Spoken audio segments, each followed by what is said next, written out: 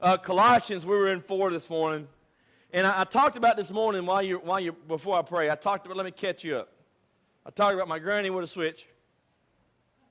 I did.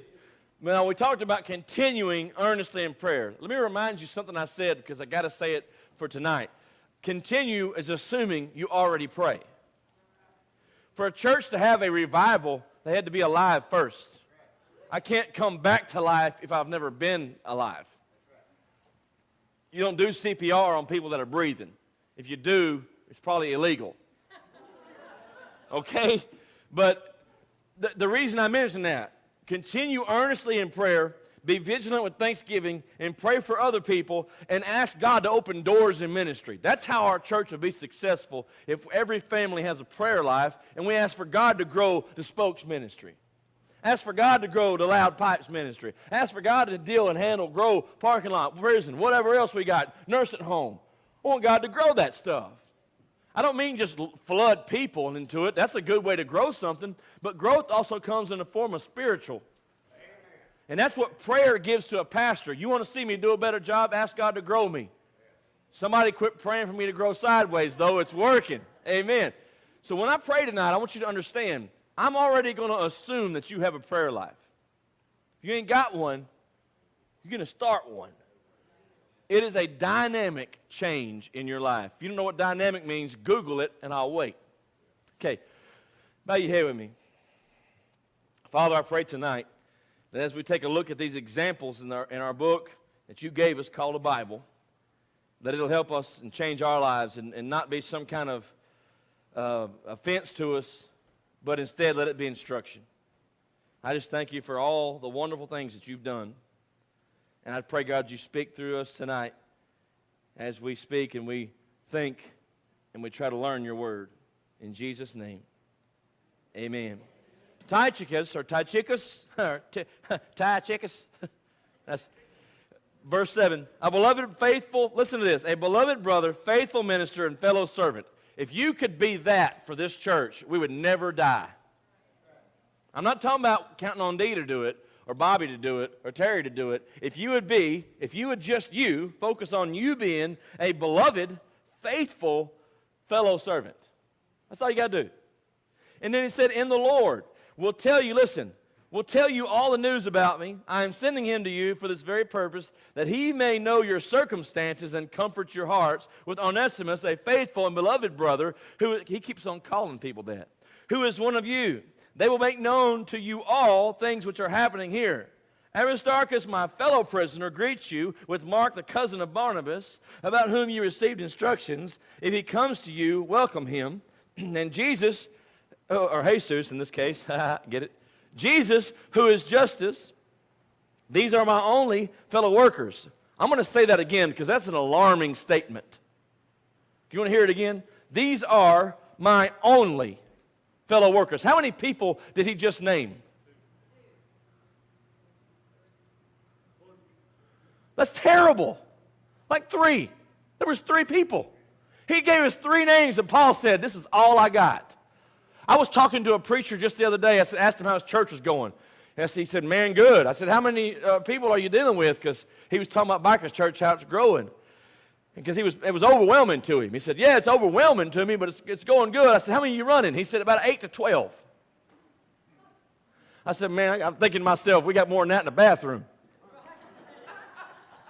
But it would be a sad day if I can't get no help with this many people. Don't believe me, I get plenty of help. Not arguing, not complaining. But it would be sad if we had this many people and I didn't have help. Good news, Bikers Church. I got Jesus' hands and feet all on me. I'm so glad I don't have to say, that's all I got is these 3 dudes. There was a time in Bikers Church, Darren Walker, when I had one guy that had my back. You remember that? That wasn't my parents. They've always had my back. There was a time right here in this church, I could say I have a couple. Ain't that sad? I bet some of y'all are here today thinking to yourself, I ain't got but 3 friends I can count on one hand. Sound familiar? I guess I'm talking to nobody tonight. I guess y'all all doing so good, we just canceled church till July. This man said, these are my only fellow workers for the kingdom, who are the circumcision. They have proven and proved to be a comfort to me. Epaphras, who is one of you, a bondservant of Christ, greets you, always laboring fervently for you in prayer, that you may stand perfect and complete in all the will of God. For I bear him witness that he has a great zeal for you and those who are in Laodicea. Hey, Revelation study people, do you remember a lukewarm church that God was going to vomit out of his mouth that came out of this place? It's almost like the Bible lines up with itself. It's almost like some kind of omnipresent God made sure it all lined up in some kind of supernatural way. Like he knew something. This is called sarcasm. Google it. Okay. In Laodicea, those in Hypernolis, that's a tough word right there. Hierapolis, Luke, the beloved physician, and Demas greet you. Greet the brethren who are in Laodicea and Nymphas, and the church that is in his house. Man, this dude got so devoted to God, he started a church in his house. I joke about quitting all the time, messing with Flo, because she hates it. And she said, if I ever resign, she's going to come to the house. She said, it'd be 11 o'clock. Church! I got no problem with that except no. But so I'm going to read this last part to you. And then I want to let you sit down. Now when the epistle is read among you, see that it is read also in the church of the Laodiceans. I wonder why Paul wanted this read in Laodicea. You want to see? Flip over to Revelation, chapter 3, verse 14. Boy, you thought you was getting a free sample tonight. I'm going to wear your knees out. That arthritis is going to set in. Why would Paul want this read? Why would Jesus come back and tell a church that needed to hear that? Obviously, they ignored it. Brother Matthew, how could you say Laodicea didn't listen? Well, let's find out. Jesus talking to the angel of the church, Revelation 3:14, to the church of what? The what? Laodiceans. These things says the Amen, the faithful and the true witness, the beginning of the creation of God. I know your works, that they are neither cold nor hot. I wish you were cold or hot. God said you're just a bunch of do-nothings. Do something. God's just poking people with his sermons, going, do something. Taking the sermon, do something. Well, Lord, I mess up. Go do that. It's better than the nothing you're doing right now, right? So he said, so then, because you are lukewarm, neither hot nor cold, I will vomit you out of my mouth. Because you say I am rich, have become wealthy, and have no need of nothing, I do not know that you are wretched, miserable, poor, blind, and naked. Flip back over. See that this is read in the church of the Laodiceans. Flip back over. They didn't listen. How can I say that? Because they were wretched, miserable, poor, blind, and naked. Please do not leave this world being wretched, miserable, poor, blind, and naked. There is no excuse for God not to be roaming around your life like a circus lion that's loose in the fairway. Do you hear what I'm telling me? Because I'm telling you too. Don't do it. Let's finish that chapter right there because Flo's getting mad already. She just walked back in. She's already mad. Pretty sure she flipped me off. I'll talk to Johnny about that. Trying to get fired. Y'all just keep on keeping me. What's it going to take, Flo? What I got to do? Oh, she said I'm number one. Flo uses her middle finger. No, she didn't flip me off. She did not flip me off. Okay.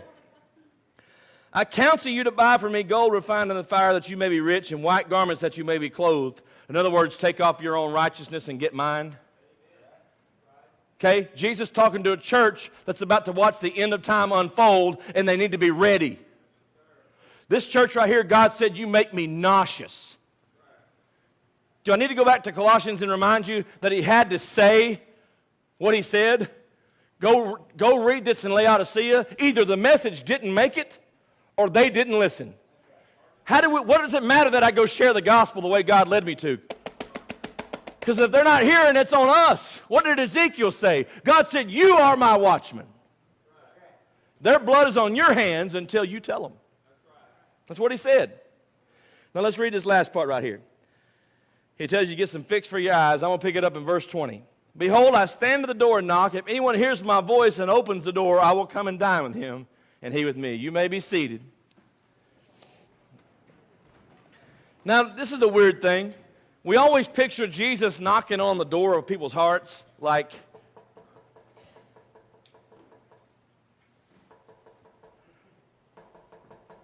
but he just said, I'm knocking, and he said, and if you're there and you hear my voice, that means he's going, Matthew, this is Jesus. Matthew, some of y'all are real familiar with this one. I'm going to show you one you've heard before. Police department. All right, some of y'all are going, oh man, we got a warrant.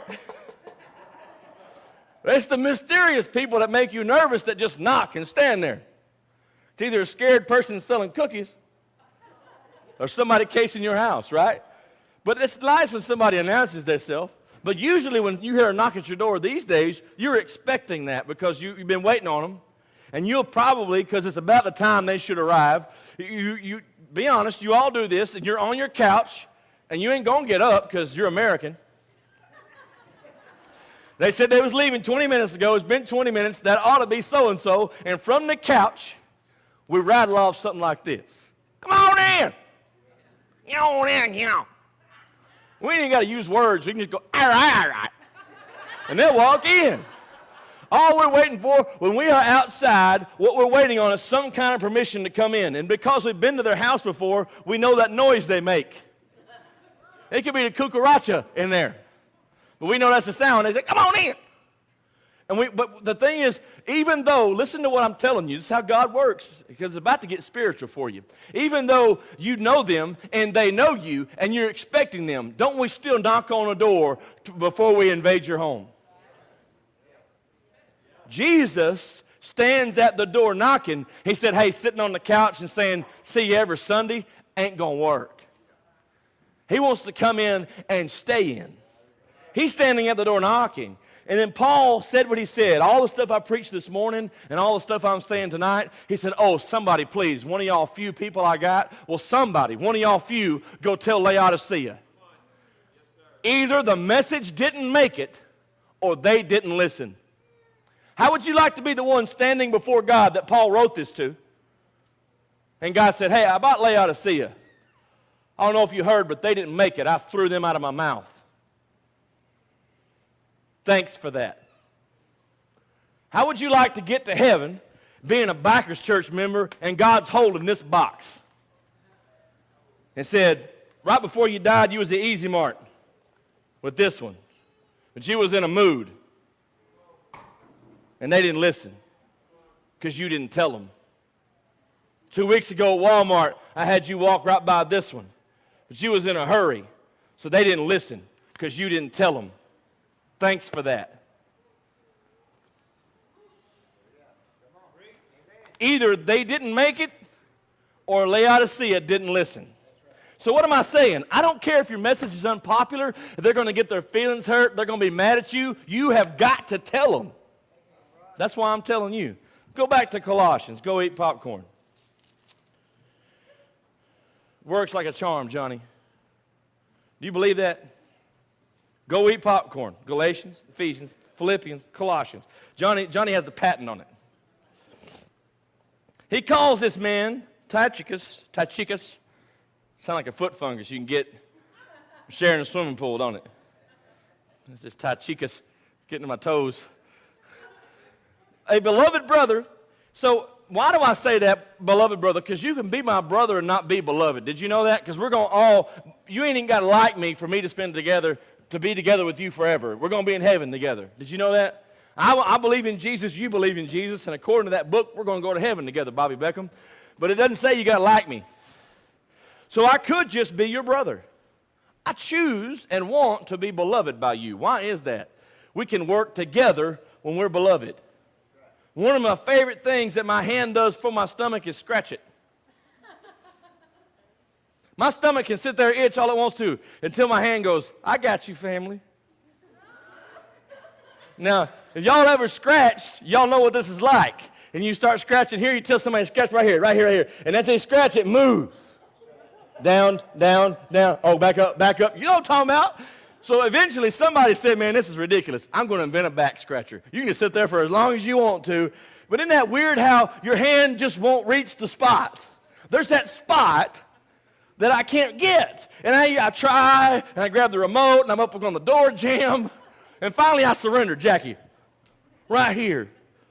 Right? This is the thing, church. There are things in my life that I can't reach. But if you got my back, you can easily help me. I can easily help you. Listen, there's no part of your back that I can't easily reach if you let me help you. When you say things to someone, I got your back, now you know what you mean. There's going to be things that happen in your life that are over your head, that overwhelm you. Thank God, even if you say, well, I just got a few friends, at least you got a few. Some people got none. So these few guys, by this time Paul's in prison, writing letters, and he's got these dudes going and taking these letters to Colossus and to Corinth, and he's taking them to Laodicea. Either this one didn't make it or they didn't listen, right? But he had a few people. The whole gospel was in the hands of a few people. I'm glad they were faithful and didn't say, I'm upset today. I don't want to do it. Makes me wonder if this guy got this letter and just took it to this church here and didn't go tell Laodicea. I'd like to know. In Laodicea, somewhere there's a pastor going, God, I wish Paul would write me something because I don't have a book of Laodicea in here. What if there was one, Bobby Beckham? What if there was one? What if there was a book that we would have called Laodiceans in here and we ain't got it because somebody didn't take it? And then at the end of time, Jesus is telling this church, you are messed up. So much so, I can't even use you. You make me nauseous. That would be terrible to get to heaven and have Jesus not say, well done, instead say, you made me want to throw up. I did this one time and one time only.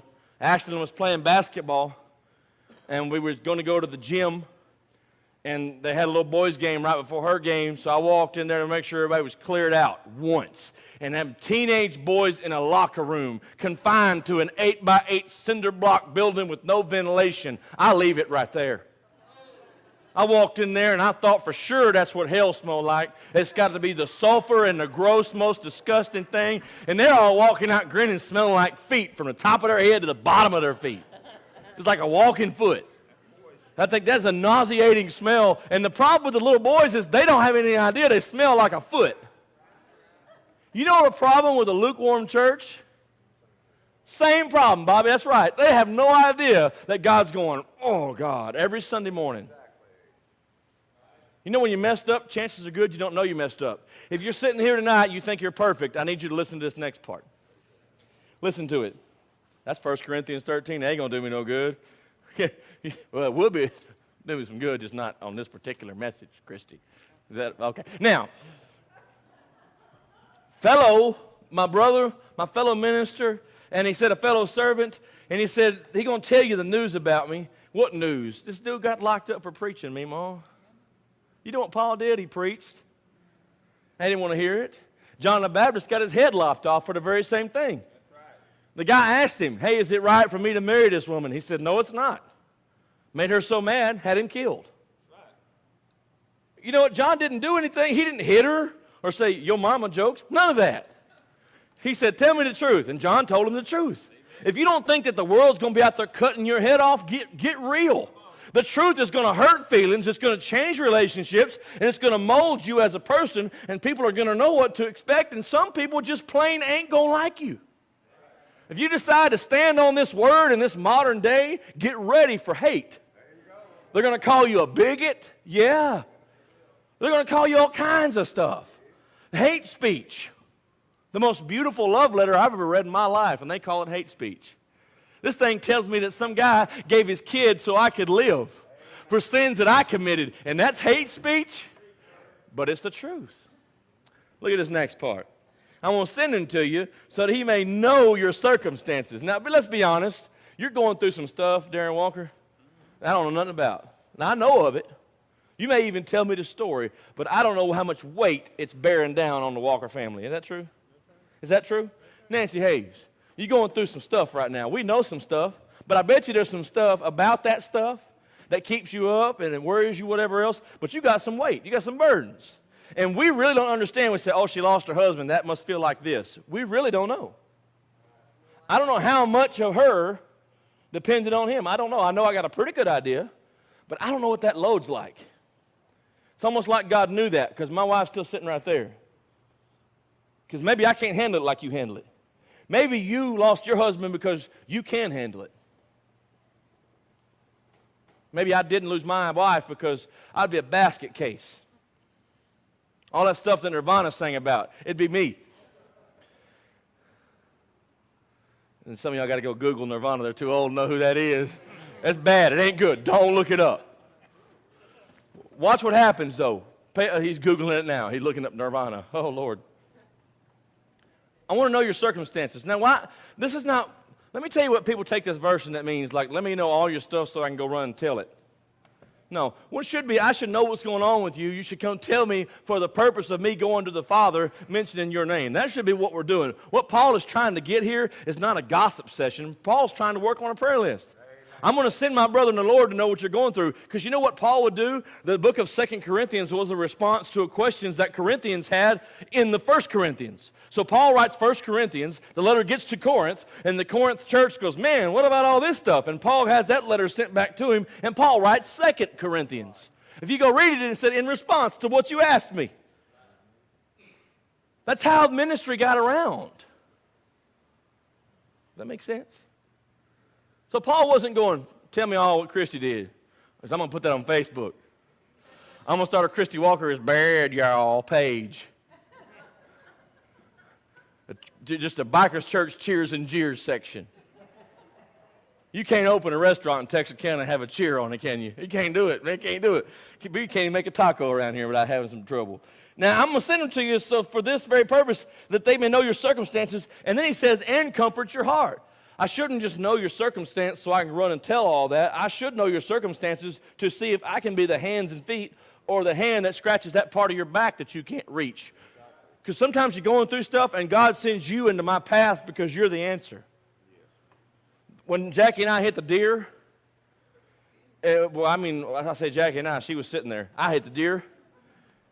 There was like 3 people this is what they did. This is how their mind worked. They went, man, they're down a car. They need a car. I have an extra car. There was like 5 people right here trying to give us their keys. Because they're like, man, I hear a need. I like those people. I've got an extra key to an extra car that I don't need, and they could drive my extra car. And I guarantee you there's probably not anybody in this room, and if you were in the same situation and had an extra car, you probably would have offered it. Because that's what you do when you feel compelled to move. God puts you in someone's path with the resources necessary to meet that need, and when you hear it, yeah, that's how it works. You don't just hear it and go, boy, they're going through it. Yeah, that's terrible. Let me go tell everybody else. That's not why God lets you hear that. When you hear something gossip about some marriage that's falling apart because somebody's cheating, that's not the cue to go tell the neighbor. That's the cue for you to go tell the Father. Because, yeah, people cheat on people. Yeah. People quit their job. Yeah. People relapse. Yeah. They don't need you to go run them down some more. They need you to lift them up. They've been down. They know down. Everybody's telling them how down they are. Why don't you lift them up? Be the only person doing it, because they might not have 3 friends, and you might be one of them. Can you please go tell Laodicea, somebody in this church, so God don't throw them up? God's going to vomit them people out of his mouth. They ain't doing nothing. That's scary. You don't even know if you're Darren or D. That's scary. You're both. He's got a lisp. It's the Darren. A stutter, I meant. Sorry about that. I'm going to read this last part because Mama's itching to play piano. She said she's going to do some Megadeth for altar call. I can't wait to hear it. It's just a bunch of minors, Mom. Just push your keyboard over and light it on fire. They'll think you're doing Megadeth. You probably have to put it out. He calls the first guy faithful, beloved, fellow minister. He calls Onesimus a faithful and beloved brother. You know people are calling you stuff? Let me start all over. over here. Y'all know people are calling you stuff. Let's take it to the very high bird's eye view. They're calling your church stuff. Y'all know that, right? We're in some places we are a laughing stock. When they mention Bikers Church, they kind of chuckle like, huh. You don't know that's happening? Ask somebody if you ain't been witnessing good. Because when I go out and share the gospel and they say, where do you go to church? And I say Bikers Church, they go, huh. Like, oh, really? That's a thing? Or you get what Meemaw got and ask you, did you say Baker's Church? Right? But the reason that is because that just can't be a thing. And when they run and go tell that, but not so they can share the gospel, so they can make fun of us. You know they got a church over there for bikers? Yeah, you know what else is in here? Bikers, bakers, bankers, lawyers, hairstylists, everything. Nurses, people who probably ought to be committed or admitted. He's the preacher. But you know, that's the thing. The truth is the church was started with the mission that bikers could have a church. And the idea is that if a biker or a banker or a lawyer or anything walked in this church, they are not unwelcome. This is the church for the unwelcome. That means I've gone to the traditional church where they run and tell everything without praying about it, and they ran me off because I don't dress like they dress, and I don't talk like they talk, and they don't do gospel like we do gospel. They're ha-ha, biker, ha-ha-ha. I would rather find myself in front of God standing with you people than in a church service with those people. God's going to walk past everybody who thinks they're good to the humble hearts that think they're going to go to hell because they've been so bad. God's going to go, I bought all those sins. They're paid for. And all those people that walk up there boldly in their little suits and ties, excuse me, I'm here for heaven. And Jesus is going to say, you can get away from me. I don't know you. But I got a suit. The suit don't make the man. Did you know that? And a dress don't make a woman. In this day and age, a dress makes the man. I don't know what's going on anymore. I don't know what's going on. We've lost touch with reality, hadn't we? Your preacher will say anything, Bobby Beckham. Boy, how well I know that. Hey! How well I know that. But you see this happening right here. He said they're going to make known and all these things. And this other guy comes along and he mentions to say, here there's these few people, and they're the only ones that are with me in this kingdom of the gospel that are from the circumcision. In other words, these are the only friends I got that come from my old lifestyle. Did you know if you get saved and you are a biker, there's a good chance that 99% of them's going to go, and you're going to have one or two people that's going to come from that old life with you. You're going to come to a church like this where very few people can relate to you, but they can relationship with you. Ain't that something? Because your past is different. Some of us got a rap sheet. Some of us got an eating problem. Some people here got a drinking problem. Whatever else you got, your walk is different, but we can come in here and have a unified church because the past is there and we're in each other's future, and that's all that matters. Get ready for there not to be very many people with your walk. I found out when I get to know Tony real good, Tony used to sell cars. I didn't know that, but it came up in a conversation one day. And he talking about how he had regular clients and stuff. Apparently, he must have been honest because they kept coming back. How rare is that? Very rare. But I just mentioned that because I didn't know. He just brought it up in a conversation one day. And then I saw I go visit him at their house, and he got captain bars in his office. That's Officer Tony Soto, captain of the Army. Did you know that? I'm going, what in the world kind of mess? I didn't know that. Isn't it weird how you know somebody for a long time and find out some stuff and like, you was in the Army? Oh, look at this. Tony Soto, my favorite Mexican. He said, Arriba! My favorite Mexican, literally. I love this guy, but I didn't know that because Tony didn't feel the need to go, hey, my name's Tony, this is Vivian. I was a captain in the Army. How did I know that? I had to get a relationship with him. Is it getting spiritual yet? Had to get to know him. He had to be comfortable enough for his wife to make me a meal to meet their pastor and then let me into his home. Had to be comfortable enough that I can walk into his office and go, you're a captain in the Army? But if I would have been standoffish and rude when they came and Tony said, it's our first time visiting, well, hopefully you don't come back. Or how about the classic, just ignore them? But I had to have a relationship with him, and I got to know him. You know how you get to know God real good? Have a relationship with him. Spend time in his house. Spend time in his word. Remember that very first thing that Paul said this morning, continue earnestly in prayer? That's how a relationship with God is. And would you please go tell the Laodiceans in your life? What if it had your family's name on there? What if it said your daddy? It said Bob something, and that's your daddy's name. If God said, go tell Bob. And you say, well, I can't go tell Bob. I'm too scared of Bob. God said, okay then. To hell with him.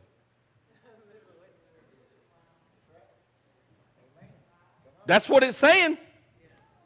Literally what the word is saying. If somebody don't go tell them, that's where they're going. We're going to bust it wide open. Not just show up. They're going to bust it wide open. Now, I'm going to read this last part. Mama, I'm not ready. Just calm down. You got nothing to do tomorrow. You got a day off. You're retired. So, you sure do. 11 o'clock, so get over yourself. Me and Mama, our relationship is strange. She's been drinking again. I saw her with a bottle of water. She had it turned up, all the way up. I got this message come to me actually in a moment at the Rosehaven Nursing Home with my grandmother going through this. And the first person actually I thought of was Tony, which is weird, probably because Vivian was there. But discovering that about Tony, not a bad thing, you know, except that it should have been Air Force, but not bad. But I was watching, you know, everything kind of happened, and we were monitoring Granny and got the little pulse ox thing. You know how you do when someone's at the end of life and you're kind of watching the vitals and all the stuff's going on. And Granny would cough something up, Mom would do stuff and get the thing out of her mouth and fix all the stuff and reposition this and reposition that. And the lady walks in the room and watches Mom doing all this stuff. She goes, man, you'd be a good nurse. You should have been a nurse. Mom just kind of, hee. So I said she was one for like 20-something years. And she goes, I thought so. Nobody walks in the room, Mom goes, I was a nurse. But she could tell by the way you was handling all the stuff, a nurse knows a nurse. Kind of like a biker knows a biker. Me and Jackie watched the guy turning off of Kings Highway down here, coming by Walmart on the way to church. And this dude was wobbling like he had about 15 whiskeys because he couldn't get between first and second without wobbling. Had a vest on him with nothing. Riding like an 1100. Way too big for this little tater tot of a fella. He come out of that red light, whoa, whoa, whoa, whoa. Looked like he was doing the Macarena on a motorcycle. And nobody had to tell me he ain't had that very long. Right? Nobody got to say that. He ain't been riding very long. Brand new vest. I think it still had the Harley tag doing this. I'm not sure. I don't know. But I can tell you what's one thing. You got to be careful because when I got my very first motorcycle, Brother Herb took me down to get my license a week after I bought it. And the man said to Herb, I could tell this guy's been riding for years. How long have I been riding, Herb? A couple weeks. Got a motorcycle, said, oh, click, click, click, like a fish to water. And they said, he's been riding for years. If by years you mean weeks. He was a little, he told me to let the blinker go. Beep, beep. Before I made my turn. So when I got to the turn, I went beep, beep. Okay. That's God's honest truth. That's the God's honest truth. Am I lying? I ain't lying. But you got to be careful because people can appear to be something that they're not. I looked like a biker. Now, I didn't have no bike, but I got one as soon as I got out of the Air Force. I've been riding dirt bikes and stuff, but nowhere near that experience to say riding for years. Was it possible? Beep, beep. Is it possible God gave me that intuition and ability because I was going to pastor a biker's church and he didn't want me looking stupid at funerals? Is it just possible that God called me and then equipped me? Is it just possible that through prayer God make me more useful and I never would have picked biker, but he did, so I'm going to run and tell Laodicea. What are you going to do? Wait before the sermon goes beep, beep, before you go to the altar.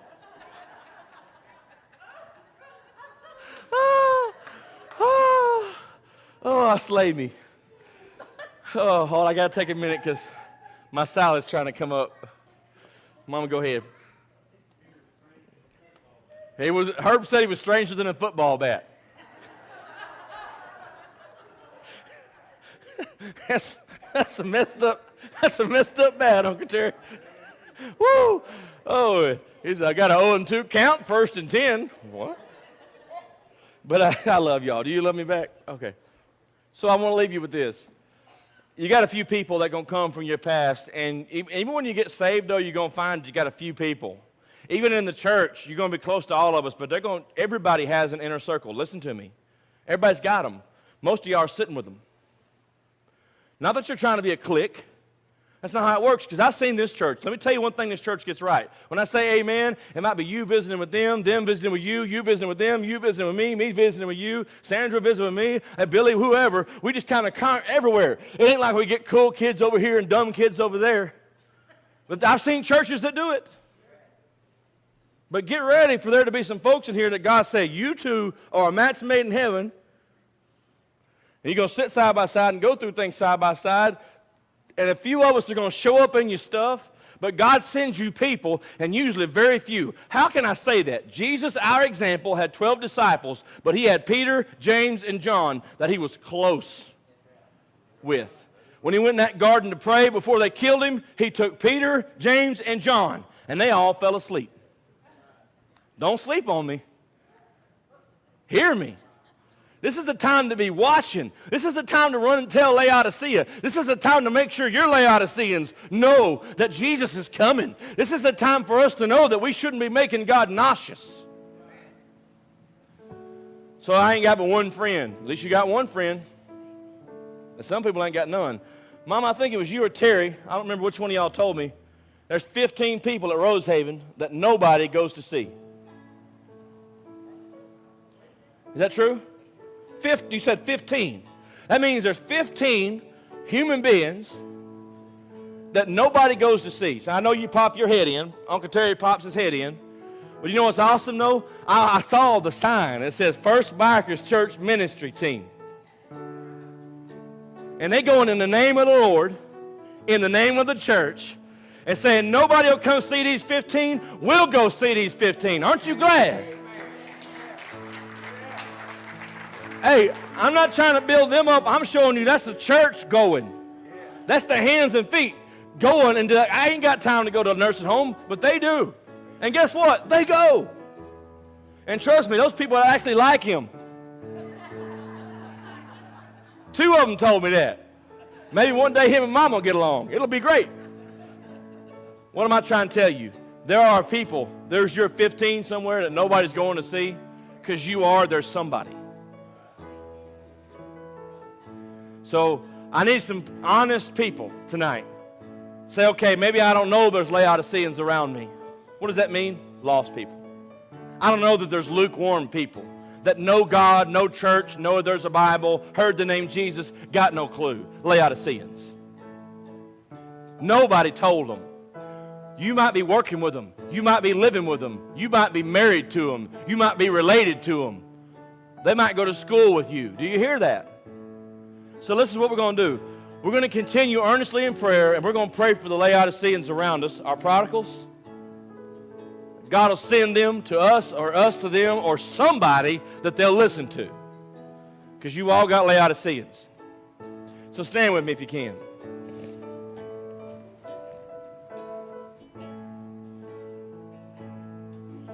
"15 people, nobody. No brothers, no sisters, cousins, neighbors, nephews, nieces. Day after day after day after day after day, nobody cares. Nobody. 8 billion people in the world, and they got nobody. So if you're here tonight and all you, us, I'm looking around the room saying you got way more than those 15 people do. So if I say amen and you run out of here like the building caught on fire, that's your own fault. We're here to talk to you. We're here to love on you. We're here to pray with you. But if you run away from us, we can't help you. Will you head bowed? I want you to listen to me. First prayer tonight. God, is there Laodiceans in my life? I know there are. God, would you show them to me? Help me, equip me, enable me to work with them. God, help me to know who they are. And give me the boldness to say what I need to say. And God, even when it's unpopular, let me speak the truth. I don't want to be the friend of the world. I want to be a friend of God. But help me reach the Laodiceans around me. God, I want to run and tell them. So this is your prayer tonight. It's my prayer tonight for this church. And this altar ought to be full of people saying, God, show them to me. And be earnest tonight. As they sing, let's pray. This altar's open. And it's up to you.